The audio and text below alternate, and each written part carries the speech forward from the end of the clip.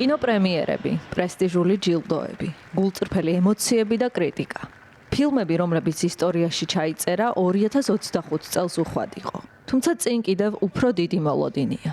2026 წელს კინომოყვარულებს არაერთი მასშტაბური ფილმის პრემიერა ელით.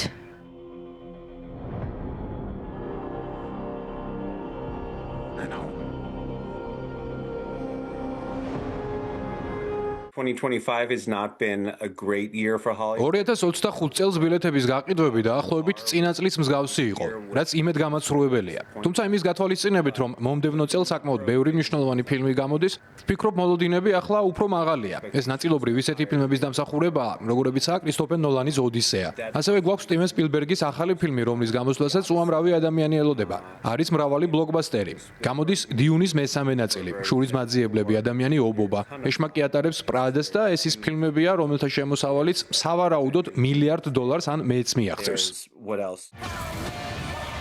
გარდა ამისა, 2026 წელს კიდევ ბევრი საინტერესო ფილმი გამოდის, მათ შორისაა სუპერ გოგონა და შურის მაძიებლები, განკითხვის დღე.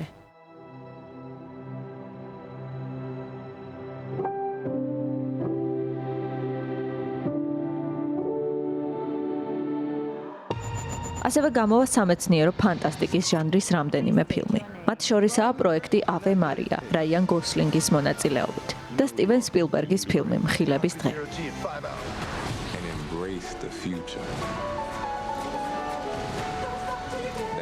მაყურებელი განსაკუთრებით ელოდება ბიოგრაფიულ ფილმს მაიკლ ჯექსონის შესახებაც.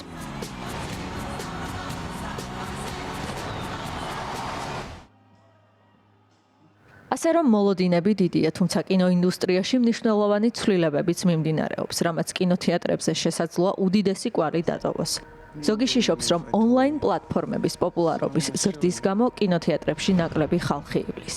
თუმცა გარდამტეხი ცვლილებები ამ მხრივ ალბათ 2026 წელს არ მოხდება და ეს წელიც კინემატოგრაფიაში განსაკუთრებულ ისტორიას დაწერს.